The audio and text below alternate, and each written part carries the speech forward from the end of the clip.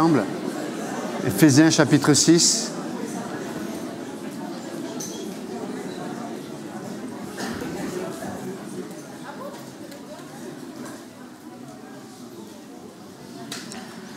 Éphésiens chapitre 6. On va parler ce matin des réalités spirituelles qui sont par définition de l'ordre de l'immatériel, mais qui pour autant existent et ont une influence, je pense, qui est difficilement mesurable et qui pourtant, dans le quotidien, même dans la sphère du matériel, se manifeste. Donc, et je voulais qu'on parle de ce que dit l'Écriture de ces réalités. Et donc, il y a plusieurs passages, mais notamment ce matin, on va s'arrêter sur le plus connu, et je pense que la plupart d'entre vous connaissez ce passage. Et on va essayer d'être guidé par le Seigneur pour savoir qu'est-ce qu'il a à nous dire sur le sujet ce matin. Mais Éphésiens chapitre 6, au verset 12.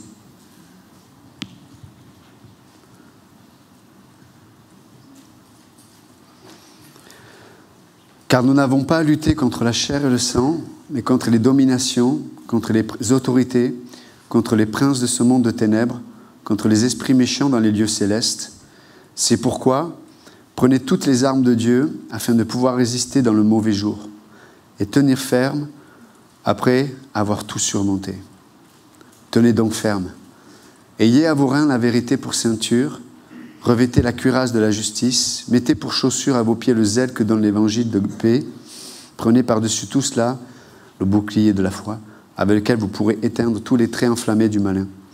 Prenez aussi le casque du salut et l'épée de l'Esprit, qui est la parole de Dieu.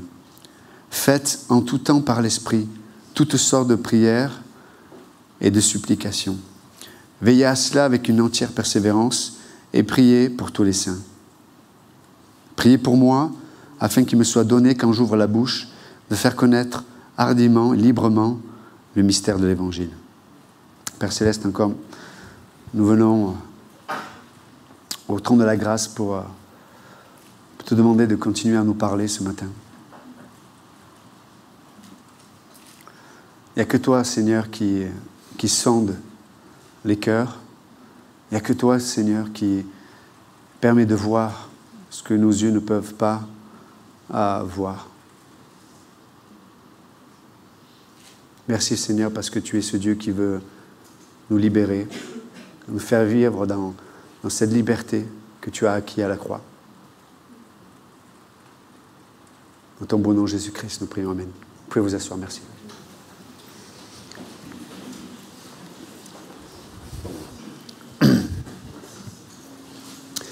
Donc, Paul écrit à cette église à Éphèse, et on verra malheureusement qu'à l'avenir, peut-être que l'église n'a pas suivi toutes les recommandations de Paul, parce qu'on voit dans Apocalypse chapitre 2 que c'est une église qui fonctionnait, qui faisait des œuvres, qui travaillait, qui persévérait, mais pourtant Jésus-Christ lui-même va lui faire un reproche. Il va lui dire ce que j'ai contre toi, c'est pas ce que tu fais, parce que tu es irréprochable. Tu fais ce qu'il faut, tu es dans l'activité, il n'y a aucun problème. Mais ce que j'ai contre toi, c'est que tu as oublié ton premier amour. Et pour autant, quelques décennies avant, Paul leur écrit. Et il les met en garde. Et notamment, il les met en garde contre, après avoir toute la première partie de l'épître aux Éphésiens, c'est une partie, on va dire, de théologie. Et puis la dernière partie de l'épître, c'est plus pratique. Il donne pas mal de recommandations. Puis à la fin, il finit par un sujet qui est extrêmement important. Parce que si on ne le comprend pas, et je ne parle pas de le comprendre simplement avec notre intelligence, mais de mélanger la foi à ce que Dieu veut nous dire. Et donc là, il nous parle de réalités, qui sont des réalités spirituelles, qui sont des réalités invisibles, et comme je le rappelais tout à l'heure, et pour autant, ce sont des réalités qui ont un poids qu'on n'imagine pas sur nos actions, sur notre façon de penser, sur notre façon d'adorer Dieu ou pas, sur des décisions, sur des confessions, sur des luttes qu'on peut avoir à l'intérieur comme à l'extérieur. Et donc, Paul ne veut pas qu'on se trompe de bataille. Il ne veut pas qu'on associe, ou en tout cas, qu'on définisse nos problèmes, que ce soit des situations ou peut-être même des personnes, seulement aux situations et aux personnes. Il veut nous rappeler que ça va au-delà de ça. Et d'ailleurs, Jésus sans cesse nous a montré cela, parce qu'on lit les évangiles, que ce soit même des faits naturels comme une tempête ou des maladies, très souvent, je dirais que la plupart du temps, Jésus intervient en mettant en lumière les êtres qui sont à l'origine de ces problèmes. Souvent, ça pouvait être des maladies, comme cette femme qui était courbée depuis 38 ans, et Jésus vient et il la libère de son vrai problème. Son vrai problème au départ, c'est vraiment des êtres spirituels, en l'occurrence qu'on appelle des démons. Donc c'est des anges qui ont été déchus, qui sont remplis de rébellion et qui ont suivi un autre chef qui était Lucifer et qui est devenu leur autorité. Mais quand Jésus était dans la barque, vous vous souvenez, où il y a une grosse tempête, les disciples sont agités, ils ont peur, ils sont désécurisés, et puis on voit que ça crée en eux une forme de frustration qui amène une colère. Et on voit qu'ils vont l'exprimer à Jésus. Mais tu ne te soucies pas de notre sort? Et on peut vivre des situations un peu comme ça, où on a l'impression que Dieu est en silence, que Dieu dort, alors que nous, on se débat au milieu de nos tempêtes, et on a l'impression, et des fois ce n'est pas une impression, des fois c'est réellement une réalité, notre barque prend l'eau. Et ça peut vraiment amener à une frustration et une colère qui peut se diriger contre Dieu lui-même. Et donc les disciples lui disent à Jésus, mais tu ne te soucies pas de notre sort, tu ne te soucies pas de ce qui nous arrive, toi tu dors. Et on voit que Jésus va les reprendre d'abord, et puis il va calmer la tempête, et puis on voit qu'à d'autres passages, il va s'adresser dans les évangiles synoptiques, on voit que c'est des démons qui étaient à l'origine de cette tempête. Donc, ce matin, je ne voudrais pas non plus qu'on rentre dans une paranoïa, ce n'est pas le but. On ne va pas avoir des démons sous notre matelas et dans nos chaussures. Mais pour autant, l'Écriture nous dit que c'est une réalité. Et encore une fois, si on n'en est pas conscient, et bien qu'on peut le savoir, la prédication est là pour nous rappeler la réalité de ces êtres. Et donc, la première chose que Paul nous rappelle dans ce contexte-là, c'est qu'il nous demande de nous armer, de se revêtir des armes de Dieu. Sous-entendu que le seul moyen d'avoir la victoire, en tout cas, le seul moyen d'avoir le bon regard et puis la victoire sur ces entités-là, c'est de se saisir de la grâce de Dieu. Parce que quand il nous est dit de nous revêtir de l'armure, c'est de nous revêtir de quelque chose qui est déjà pour nous. Ça veut dire qu'on ne peut pas être efficace dans la bataille spirituelle si on ne se revêt pas de ce que Dieu a déjà pourvu pour nous. On n'a pas à inventer des armes, on n'a pas inventé d'une armure. Dieu n'est pas intéressé par notre fabrication là-dessus. Il est intéressé par le fait de se saisir pour soi-même déjà et pour le corps de Christ, parce que c'est un impact sur le corps de Christ, mais de se saisir ensemble et personnellement de la grâce de Dieu.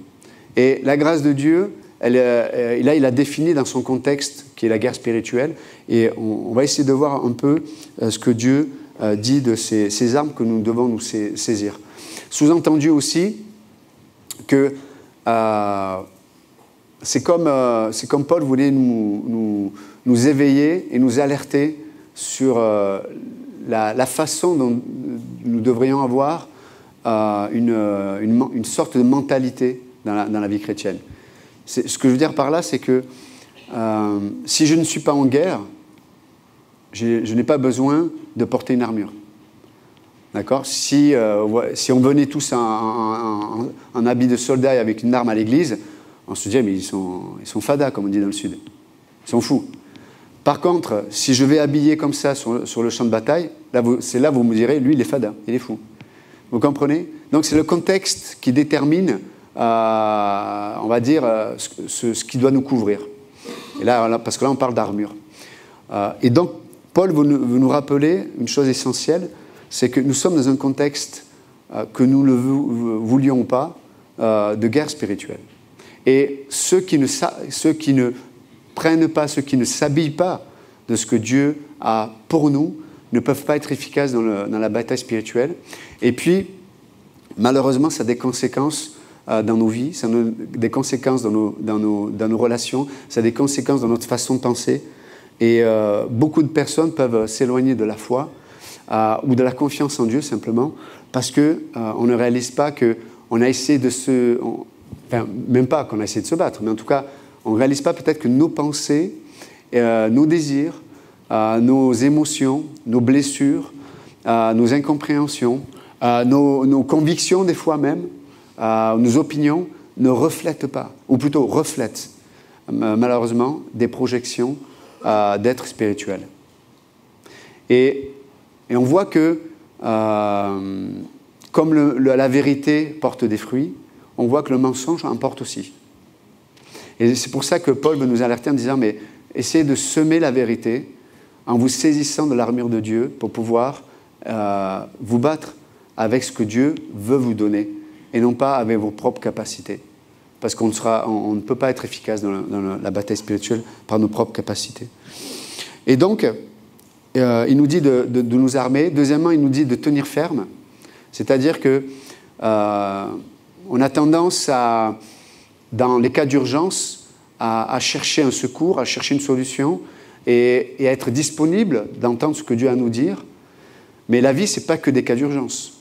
Dans la vie, il y a des moments qui sont la routine.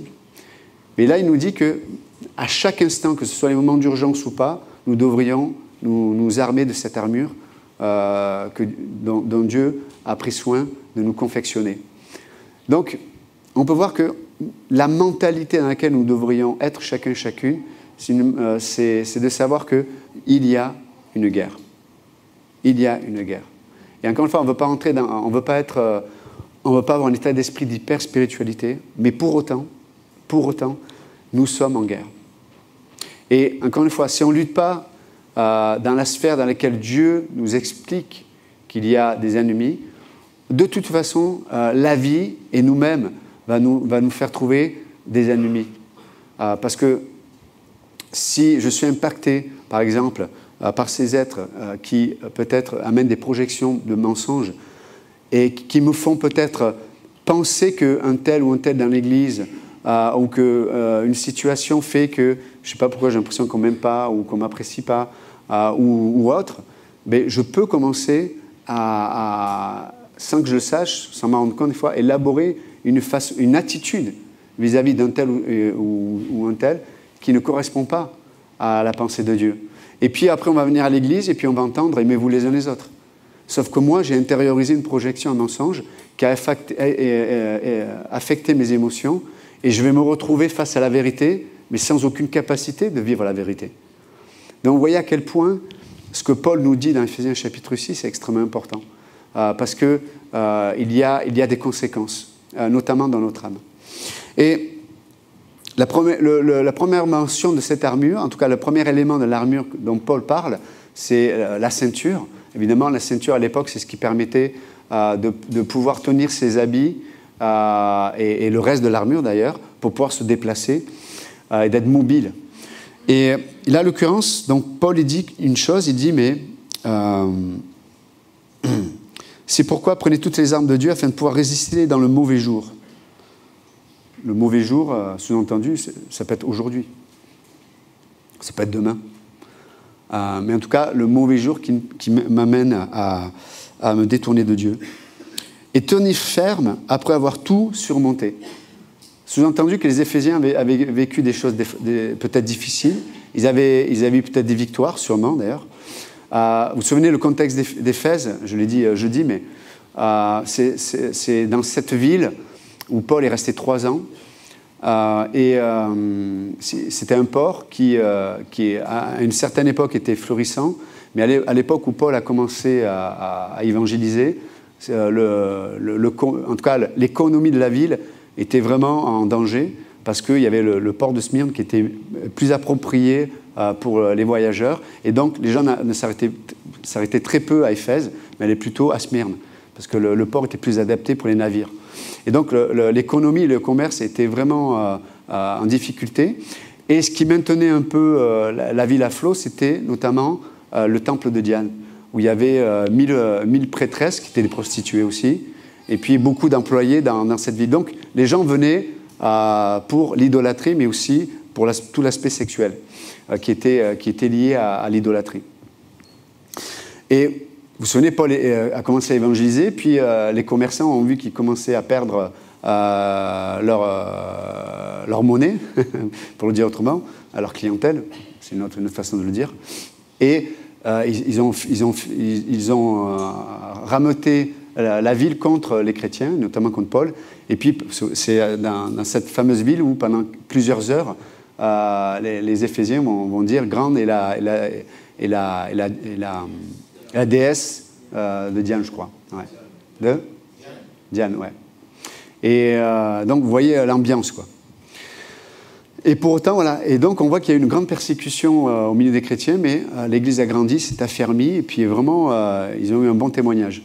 Mais là, en l'occurrence, Paul les prévient de réalité spirituelle. Et la première chose, c'est la ceinture de vérité. Hein, donc, il est dit, tenez donc ferme, ayez à vos reins la vérité pour ceinture. Et c'est intéressant, donc j'ai expliqué un peu la ceinture, mais pourquoi la vérité? Et nous savons que la vérité, ça parle évidemment de la parole de Dieu, mais la ceinture, dans l'écriture aussi, qui est au rein, les reins, ça parle des émotions. Donc la première mention concernant l'armure de Dieu, elle est reliée aux émotions. Parce qu'on sait que nous sommes des êtres, les êtres humains, nous sommes très émotionnels. Et c'est intéressant parce que des fois, on peut parler à des gens qui se disent très cartésiens, très scientifiques, et pour autant, dans leur vie du quotidien, ils sont très émotionnels, donc ils sont cartésiens à moitié. Donc, parce qu'ils ne suivent pas une logique, parce qu'ils sont très émotionnels. Donc, nous sommes tous très émotionnels. En tant que chrétiens, nous sommes tous émotionnels.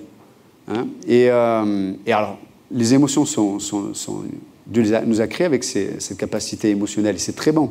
Sauf que, là, en l'occurrence, Paul nous dit, mais il faut que vos émotions soient placées sous la vérité, parce qu'autrement, vous allez être dirigé par vos émotions.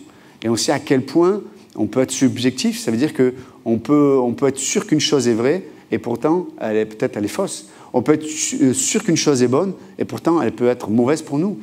Je peux être sûr, combien de fois j'ai pu entendre des gens qui me disaient mais pasteur, cette femme ou ce jeune homme-là, c'est sûr, ça vient de Dieu, c'est sûr, voilà, ça vient de Dieu. Quoi. D'accord, bon, si Dieu te l'a dit, qui suis-je? À part si c'est un non-croyant, parce que l'Écriture est claire, comment un croyant peut se mettre avec un non-croyant. Je ne vais pas revenir sur le cours de mardi, on en a parlé mardi, mais donc là-dessus, Dieu ne peut pas dire une chose et son contraire, il ne se contredit pas. Mais à l'occurrence, même si c'est un croyant, des fois, on est très subjectif. Et le moyen de nous préserver de la subjectivité, très souvent, c'est le test. C'est le test qui révèle qu'est-ce qu'il y a au fond du cœur. C'est le test qui révèle qu'est-ce qui nous lie quand on parle d'amour. Il y a des gens qui se marient, puis un test, deux tests, trois tests, puis il n'y a plus personne. Les gens se quittent. Et le cœur de Dieu, c'est pas qu'on soit des consommateurs des uns des autres. Dieu désire qu'il y ait des relations qui reflètent, on va dire, son amour, sa bonté, sa fidélité, qui reflètent son amour, tout simplement. Et l'amour de Dieu, il ne change pas. Ce n'est pas parce que je peux être à côté dans ma vie chrétienne, je peux même m'éloigner de Dieu, mais l'amour de Dieu ne change pas. Et c'est de cet amour-là que Dieu voudrait que nous puissions nous revêtir, même dans les relations. Donc Paul nous dit, mais mettez d'abord à vos reins, à vos émotions, la vérité, la parole de Dieu, parce qu'elle peut nous préserver de nous-mêmes. Elle peut nous éviter des voies sans issue, où malheureusement, Vous savez, des fois, on est un peu, on peut avoir un état d'esprit un peu Hollywood. Ce que je veux dire par là, c'est tout finira bien. Non, tout finit pas bien. Ici-bas, je veux dire. Quand on sera dans la présence de Dieu, si on est chrétien, né de nouveau, il n'y a aucun problème. Mais dans notre expérience ici-bas, des fois, tout ne finit pas bien. C'est pas vrai, c'est un mensonge. Parce qu'autrement, on prend les 3/4 de la Bible, on la jette. Parce que la Bible nous met en garde sur beaucoup de choses. Donc, par contre, on peut revenir en un instant. En un instant, on peut revenir à Dieu. Il n'y a aucun problème. Mais Dieu nous donne des recommandations. Et des fois, quand il y a des décisions qui sont prises, qui sont malheureusement subjectives et émotionnelles, des fois, ça ne finit pas bien. Et on pourrait se dire, oui, mais on apprend. Oui, mais je vous assure, je le dis de temps en temps, mais on ne réalise pas à quel point des situations qui nous ont marqués, blessés, on peut les porter comme un boulet toute notre vie. Et Dieu voudrait nous éviter ça. Dieu ne se réjouit pas à ce qu'on se fasse mal. Il n'est pas réjoui par le fait qu'on souffre. Et donc, il y a des éléments que Dieu veut nous dire pour nous éviter d'avoir ces boulets toute notre existence. Alors, peut-être qu'on peut avancer malgré tout, mais il y a des batailles que Dieu voudrait... Parce que lorsqu'on vit certaines situations qui nous blessent, il y a des gens qui... La sexualité, on va dire, je parle que de ça, non, mais c'est important. Je pense qu'on est une société très sensuelle. Mais la sexualité avant le mariage, beaucoup de mariages, de gens qui ont eu des relations avant, en souffrent après. Vous n'imaginez pas à quel point les gens souffrent. Pourquoi ? Parce que ils se sont lancés dans des relations dans une sphère du mensonge. Et ça fait partie de la sphère du mariage aussi, la relation sexuelle. Donc ça peut être un problème. Ça peut amener une tension dans la relation, etc., etc. Donc il y a des éléments que Dieu nous donne pour nous préserver de tout ça. Et encore une fois, on ne doit pas se culpabiliser si on a vécu comme on a vécu. Le sang de Christ nous purifie de tout péché, de toute iniquité, mais il peut y avoir vraiment des blessures dans l'âme avec laquelle il faudra vivre toute notre vie. Et c'est comme ça. Alors, encore une fois, je ne mets pas Dieu dans une boîte, dans le sens que, bien sûr que Dieu peut guérir ce genre de choses en un instant. Mais pour autant, et je suis bien placé pour le savoir, en tant que pasteur, c'est que c'est en général, malheureusement, les gens portent un boulet toute leur vie. Et donc, c'est pour ça que je ne suis pas forcément favorable avec l'expression de dire « il faut que jeunesse se fasse ». C'est-à-dire, ben voilà, ils vont faire ceci, ils vont faire cela. Encore une fois, je ne suis pas en train de dire qu'il faut mettre dans une bulle les enfants. Loin de là. C'est vrai, ils doivent faire leur expérience, mais il vaut mieux qu'ils fassent leur expérience avec nous à côté, parce qu'on a établi une relation intime, personnelle avec eux, et ça peut limiter le mal, comme l'Église. Nous, il y a le Saint-Esprit encore ici-bas, et l'Église limite le mal encore aujourd'hui. Elle retient le mal. Et on peut le faire en accompagnant aussi nos enfants. Donc, mais tout ça pour dire que Paul dit, mais mettez à vos reins, à vos émotions, la ceinture, qui est de vérité, la parole de Dieu. Vous savez, aujourd'hui, c'est difficile ça sous-entend aussi d'avoir des amis qui nous parlent en vérité. Parce que la vérité, je peux lire l'Écriture et avoir la vérité, je peux venir à un culte et avoir la vérité, mais des fois, c'est difficile d'associer notre expérience avec ce que j'entends du pupitre ou de l'Écriture. Et c'est pour ça que c'est bien aussi d'avoir des amis qui s'attachent à la parole de Dieu, qui aiment la parole de Dieu, et peut-être qui peuvent nous aider, ou il y a des autorités, même dans l'Église aussi, mais il y a des gens avec qui on a une relation en vérité. Parce que des fois, on a peur de la vérité. Pourquoi ? Parce que le diable envoie des projections qui disent, comme en Genèse 3, mais Dieu sait que si tu manges de l'arbre de la connaissance du bien et du mal, vous serez comme des dieux. C'est sous-entendu, mais Dieu veut encore te priver de choses bonnes. Tu ne sais pas ça ? Dieu veut t'enlever ce qui est le meilleur. Et des fois, on se cache de la vérité, puis on se dit, mais j'ai pas envie que Dieu m'enlève certaines choses. Alors des fois il le fait, des fois il ne le fait pas. Il ne faut pas rentrer dans la présomption, on ne peut pas penser à la place de Dieu. Mais ce que je dis, on a besoin donc de ne pas avoir peur de la vérité. et d'avoir des gens qui nous entourent, qui nous aiment en vérité. Donc la ceinture de vérité, ce n'est pas simplement la parole de Dieu, mais c'est aussi la vie dans le corps de Christ où on aime Dieu, et celui qui aime Dieu, il s'attache à sa parole, et on peut communiquer les uns avec les autres dans la vérité. Alors des fois, la vérité, de toute façon, même la vérité qui fait du bien ou celle qui, à nos yeux, fait du mal, la finalité, c'est toujours la liberté. Vous connaîtrez la vérité vous rendra libre. Donc, le but de Dieu, c'est de nous libérer. Et c'est extraordinaire, si on met cette ceinture à nos émotions, à nos reins, d'avoir la liberté d'expérimenter des émotions aussi.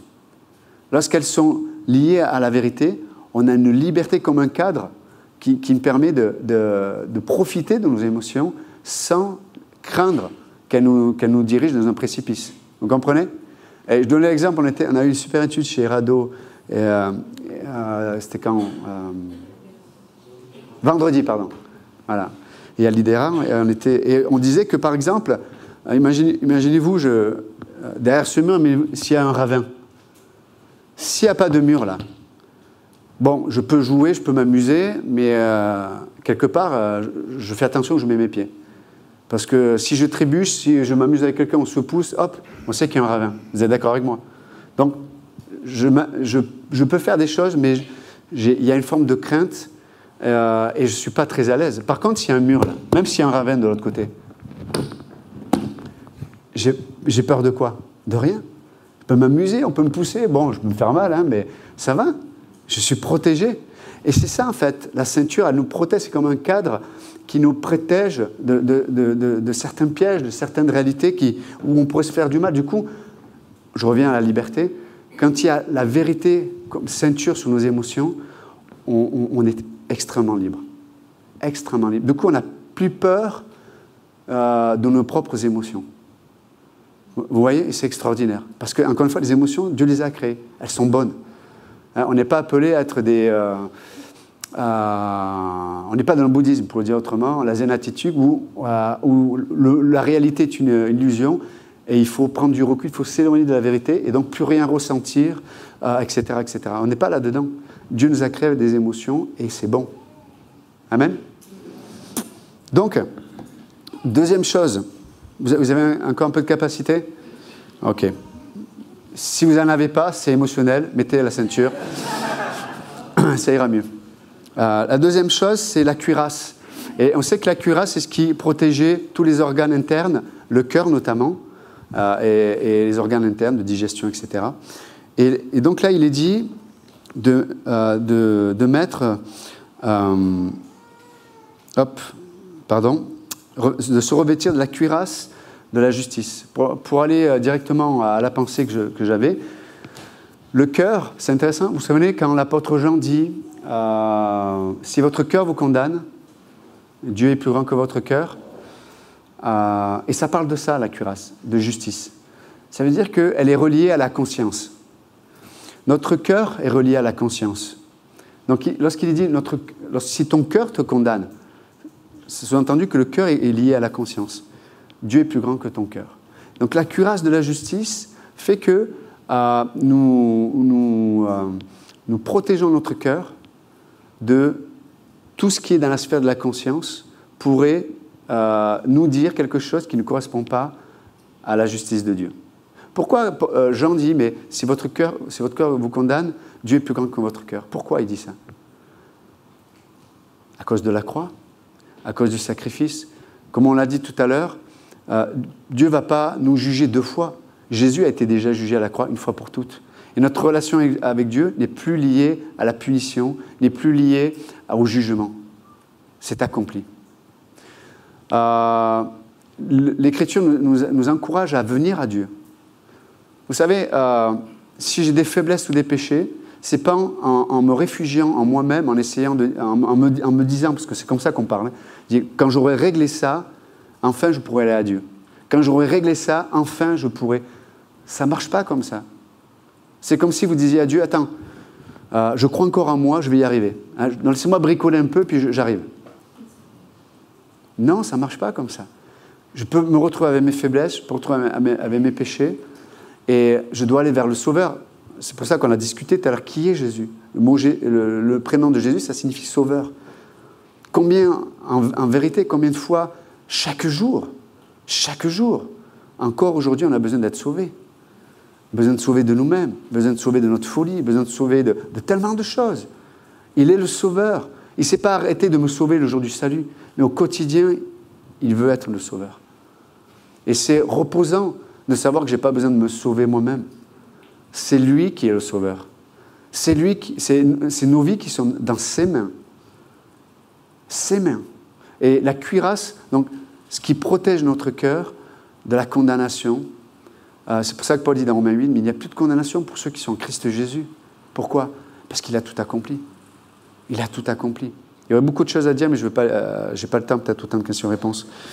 La troisième chose que nous devrions placer sur nous, c'est les chaussures à vos pieds, que le zèle que donne l'évangile de paix. Et ça, c'est intéressant parce que toutes les autres parties de l'armure, ça nous parle de ce que Dieu a fait pour nous. Là, les chaussures, ça nous parle de ce que Dieu veut faire à travers nous aussi. Sous-entendu, ce qui nous permet d'avancer, parce que les chaussures, c'est pour marcher. Hein. Je ne mets pas des chaussures pour aller dans mon lit. Enfin, psychologiquement, je suis normalement constitué. Après, chacun fait ce qu'il veut. Hein. Mais si je mets des chaussures, c'est que je vais sortir quelque part. Et là, Paul sous-entend que ce qui nous permet de sortir de certains états, ce qui nous permet de sortir et d'expérimenter la réalité de l'évangile de paix, parce que chaque fois qu'on témoigne de Christ d'une façon ou d'une autre, qu'on va dans la rue, peut-être ça peut être des voisins, ça peut être des membres de famille, ça peut être peu importe, mais chaque fois qu'il y a ce zèle-là, sous-entendu, mon désir quand j'ai une relation avec quelqu'un, parce que je l'aime, c'est pas de l'amener à l'église ou d'en faire un chrétien évangélique, enfin, on s'en fout. Mais c'est de le présenter au Sauveur. Parce que si on aime une personne, on veut la présenter à la personne qui nous donne ce bonheur, hein, qui nous a sauvés. La personne qui nous aime le plus, Jésus-Christ. Donc quand je vois quelqu'un, mon but, ce n'est pas de dire je vais l'évangéliser pour en faire. Non, je l'aime. Je l'aime. Et la plus belle expression de l'amour, c'est de l'amener à Christ. L'amener à Christ. Il n'y a que lui qui peut vraiment libérer, qui peut vraiment sauver, etc. etc. Donc, le zèle, là, c'est ce moteur que devrait être dans nos vies. Et ça fait partie de l'armure aussi, mes amis. C'est-à-dire que si on ne vit pas dans cette sphère-là, on ne va pas sortir. Et des fois, du coup, quand on ne sort pas, quand il n'y a pas cette manifestation du zèle de l'évangile de paix qu'on communique aux autres, du coup, petit à petit, malheureusement, la parole de Dieu peut devenir impersonnelle. Ce que je veux dire par là, c'est que nous sommes créés pour redonner ce que Dieu nous donne. Hein, nous sommes créés pour redonner ce que Dieu nous donne. Et si on ne donne pas ce qu'on reçoit, à un moment donné, ça mène une forme de stagnation dans nos vies. Et on sait que lorsqu'une eau stagne, c'est là où les bactéries se font et se propagent. Et des fois, on peut venir à l'église avec des besoins, etc. Mais c'est c'est impersonnel. On ne trouve plus, quelque part, dans notre cœur, une place pour dire, mais c'est vrai, c'est pour moi. Et ça peut vraiment arriver à nous éloigner vraiment de la conscience de la réalité de Dieu. Donc, le fait de mettre les chaussures que donne le zèle de l'évangile de paix nous garde de ça. Elles nous font sortir. Elles nous font sortir de notre confort. Elles nous font sortir de notre bulle. Elles nous font sortir de nous-mêmes. Et c'est là, c'est quand on sort qu'on va pouvoir expérimenter la foi aussi. Et la présence de Dieu. Et donc, quand on témoigne de Christ, très souvent, des fois on peut y aller, parce qu'on n'a pas vraiment envie d'y aller. Moi, des fois, j'y vais. Voilà. Des fois, je peux aller dans la rue pour témoigner ou autre. Hein. Je vois les gens, je dis, je ne les aime pas. Heureusement que c'est Dieu qui les aime, pas moi. Et tu commences à témoigner de Christ, puis du coup, tu t'arrêtes devant quelqu'un, ça devient personnel, et tu sens le ministère du Saint-Esprit, qui est un ministère auprès de toi et à travers toi. Wow. Et ça m'a sauvé de moi-même, parce que j'aurais pu m'enfermer dans j'ai envie, pas envie, j'aime pas. Non, mais je dirais, notre état d'âme, c'est de la loterie des fois. Hein. Donc, moi, comme je ne joue pas à la loterie, ça tombe bien. En tout cas, il y a beaucoup de choses à dire, mais je finis avec le... Prenez par-dessus tout cela le bouclier de la foi. Hein, donc là, le bouclier de la foi, évidemment, c'était un grand bouclier. Encore une fois, l'armure dont Paul est en train de décrire l'armure, ça parle de l'armure avec laquelle se couvraient les soldats romains.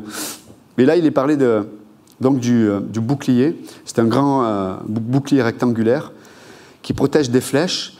C'est intéressant, ça parle les flèches enflammées, ça parle de la pression et des projections. La pression et les projections. Combien d'entre nous on peut réagir ou agir selon les pressions qu'on peut vivre? Ça vous arrive d'avoir de la pression? Levez la main, ou il n'y a que moi. Vous n'avez jamais de pression dans vos vies? Parlez à votre voisin. Dites à votre voisin, est-ce que tu as des fois des pressions? Allez-y, allez-y, Paul.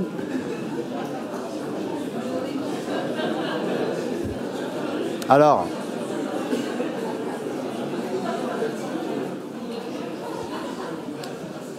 je sais qu'il y en a qui sont coquins. La pression, je ne parle pas de la bière, hein. Attention. Je parle de la pression spirituelle, les problèmes, etc. Ah, ok. Et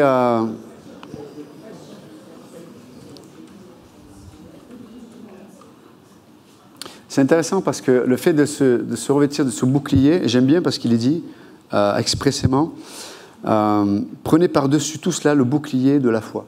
Ça veut dire que ça va avec le reste, hein, qu'on a dit. Hein. Mais là, le bouclier, vraiment, c'est ce qui nous protège des projections et des traits enflammés. Et comme le rappelait Pasteur Ambroise tout à l'heure, la foi, c'est la confiance en Dieu. Et ce qui me montre que j'ai confiance en quelqu'un, c'est est-ce que je crois dans ce qu'il me dit? Si je dis que j'ai confiance en quelqu'un, mais je n'ai pas confiance dans ce qu'il me dit, est-ce que vraiment j'ai confiance? Et donc, nous, notre foi, elle s'exprime dans comment on se positionne vis-à-vis de ce que Dieu dit. D'accord? Et dans Romains 10, 17, vous connaissez très bien ce passage, hein, quand il est dit « Mais la foi vient de ce que l'on entend vient de la parole de Dieu. » Donc, c'est intéressant de voir que le bouclier, ce qui nous protège, ce n'est pas simplement la connaissance. On peut connaître la Bible par cœur, hein, mais peut-être ça me protège de rien du tout. Là, ça parle de l'expression de ce que je sais dans la réalité des projections. Sous-entendu que si j'ai une projection qui me dit, je reviens à ce que je disais tout à l'heure, une projection qui me dit « Mais regarde, tu n'as pas changé. Tu es le même. Regarde, tu as encore fait ceci. Regarde, tu es nul. Tu ne vaux rien. » Et voilà, la preuve. Et hop, ce sont des projections. N'oubliez pas, les projections, ce sont soit une imagerie ou des pensées qui sont reliées à l'âme. Et notamment, elles utilisent le canal des émotions. Et donc, les projections viennent, et c'est quelque chose de puissant, de fort, je vous assure. Hein. Ça peut conditionner même notre identité, les projections. Donc, il est dit de placer ce bouclier de la foi, sous-entendu que j'ai besoin de répondre à la projection ou de me projeter de la projection par la parole de Dieu, mais dans le fait que je fasse confiance en Dieu. Donc je reviens à la projection, mais tu es nul, etc. Et moi, et en plus c'est fort parce que je vous le dis, c'est relié aux émotions. Moi, je fais quoi? Je vis par la foi. La foi de ce que Dieu dit de moi. Et Dieu dit, mais attends, mais tu crois que tu es nul et pourtant, pourquoi crois-tu que je suis mort à la croix pour toi? Est-ce que tu crois que tu ne comptes pas à mes yeux? Pourquoi je serais mort? Je suis mort pour toi, je t'aime. Je t'ai racheté, mon sang a de la valeur. Et tu as de la valeur. Mon corps a été brisé. Tu as de la valeur. Si tu étais la seule personne, mon sang aurait coulé et mon corps aurait été brisé pour toi. Et on nourrit la foi. Je dis, waouh. Et peut-être que mes émotions, elles ne rejoignent pas ce que je suis en train de dire. Mais c'est ce que je crois, parce que ma foi fait en sorte que j'ai mis ma confiance en quelque d'autre que moi-même. Or, les projections, elles me ramènent à faire confiance en moi-même plus qu'à Dieu. Donc, ce que je ressens, ce que je sais de moi, devient plus important que ce que Dieu dit de moi. Et là, je suis sans protection. Et là, aujourd'hui, peut-être, c'est... n'oubliez pas, la projection, elle va venir viser les endroits les plus fragiles de mon âme. On a tous des faiblesses, je vous l'ai dit tout à l'heure, on a tous des faiblesses. On a tous des domaines où tu touches un peu là et ça fait mal. Parce que j'ai été blessé, j'ai été déçu, trahi ou peu importe. Il y a des domaines où on est très fragile. Et c'est dans ces domaines-là que les projections vont venir. Et c'est dans ces domaines-là, mes amis, qu'on doit mettre le bouclier en action. Et des fois, et n'oubliez pas, il prend l'exemple des soldats romains, mais des fois, vous êtes d'accord avec moi, des fois, on n'a pas la force de lever le bouclier. Ça vous arrive des fois? Ce qui est merveilleux, c'est qu'on peut se placer sous le bouclier d'un frère ou d'une sœur. Et je parlais avec une sœur il n'y a pas longtemps, je disais, mais l'importance de l'exemple dans le corps de Christ. Des fois, il y a des sujets, il y a des domaines, on a besoin d'apprendre des autres. Et je pense qu'on ne profite pas de cette réalité. On est une société tellement individualiste qu'on vit nos vies et puis on se réunit, on vient prendre ce qu'on a à apprendre ici. Mais je pense qu'on se prive de la richesse du corps de Christ. Je dirais que ne serait-ce dans cette petite salle ce matin, il y a une richesse qu'on n'imagine pas, même moi d'ailleurs. Peut-être moi-même je me prive de la richesse que vous êtes. Mais dans le corps de Christ, il y a cette richesse. Et des fois, il y a des situations de ma vie. Moi, je sais même en tant que... parce que, bon là, je suis pasteur d'une église, mais moi, je viens à l'église en tant que membre d'église. J'ai une fonction de pasteur, mais je suis membre d'église. Je veux dire que j'ai besoin de vous. Et c'est réciproque, j'espère en tout cas. Mais il y a des fois, j'ai besoin de... parce que je n'arrive pas à prendre mon bouclier, j'ai besoin de me placer derrière le vôtre, avec vous. On a besoin de ça. J'ai besoin de voir la foi. Peut-être il y a des domaines, peut-être dans la prière, j'ai besoin de voir votre foi dans la prière. Peut-être des domaines dans la guérison, j'ai besoin de voir votre foi dans la guérison. Dans certains domaines de l'application de la parole de Dieu, ou je vais parler de l'évangélisation. Mais je pense vraiment qu'il y a une richesse dans le corps de Christ qui se communique par l'exemple.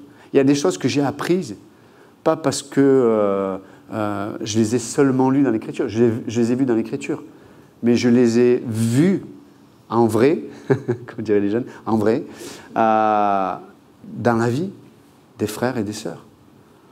Et je finirai avec ça ce matin. Ne vous privez pas du corps de Christ. Si vous avez des domaines, et ça c'est entre vous et Dieu, où il y a des domaines de fragilité, placez-vous sous le bouclier d'un frère ou d'une sœur qui, dans ce domaine-là, est solide. Et je finis avec cette chose, ce deuxième point, c'est que dans le corps de Christ, il y a besoin de brisement aussi. Parce qu'il y a des gens qui n'ont pas de domaine de faiblesse, peut-être dans le domaine où moi je suis faible. Mais des fois, c'est difficile pour moi de venir me placer derrière le bouclier d'un frère ou d'une sœur, parce que je ne vois pas de brisement. Et des fois, c'est difficile de se placer, d'imiter la foi de quelqu'un si cette personne n'est pas brisée, parce que s'il n'y a pas de brisement, il y a du jugement des fois, où il y a de la comparaison. Et donc, on a besoin qu'il y ait aussi cet amour et ce brisement dans notre vie, afin que mon bouclier soit un endroit qui peut être un refuge pour un frère ou une sœur. Et quand on est un peu brisé, on comprend que des fois, c'est mon bouclier qui va protéger quelqu'un, un frère ou une sœur, mais je réalise que c'est souvent aussi le bouclier des frères et sœurs qui me protège de certains domaines de ma vie. Donc juste, je vais vous laisser avec ça ce matin. On ne lutte pas contre la chair et le sang, mais des principautés, des autorités, des dominations de ce monde de ténèbres. Et c'est important de le savoir. Et que Dieu, et j'en reparlerai la semaine prochaine peut-être, mais c'est important de se le rappeler parce que des fois on peut se tromper de combat et d'adversaire. Père Céleste, merci encore ce matin pour ta parole.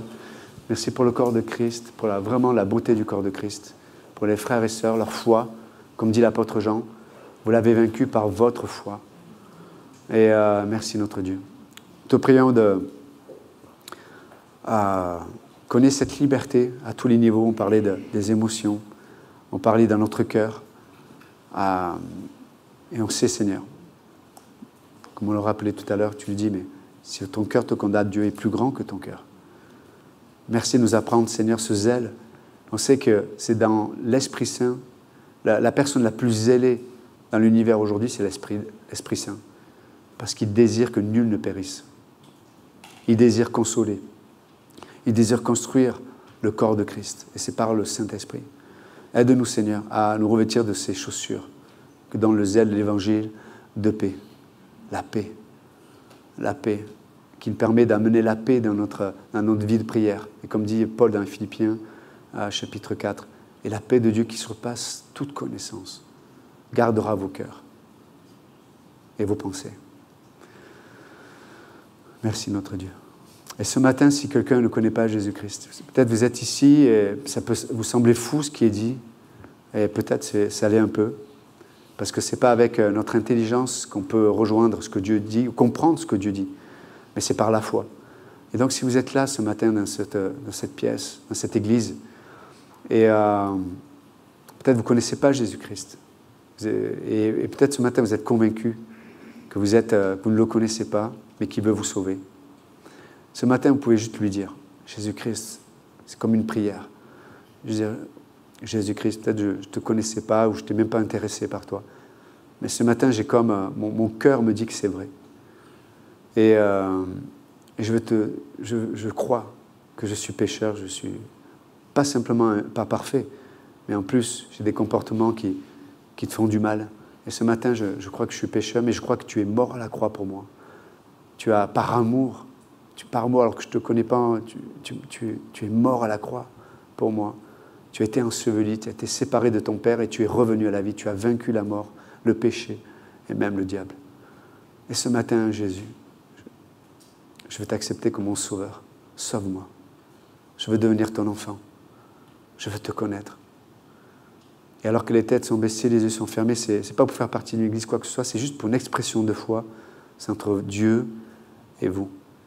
Si quelqu'un ici veut accepter Jésus-Christ comme son sauveur, vous pouvez juste lever la main, juste pour faire signe à Dieu de dire « je te fais confiance ». Merci pour ces mains, vous pouvez les baisser. Est-ce qu'il y a quelqu'un d'autre qui voudrait accepter Jésus-Christ ce matin, lui faire confiance? Vous pouvez juste lever la main, dire « oui Jésus, je ne veux pas lutter, je veux t'accepter comme mon sauveur ». Merci pour ces mains. Père Céleste, merci encore pour ta parole, pour ta présence. Dans le bon nom de Jésus-Christ, nous prions. Amen. Que Dieu vous bénisse.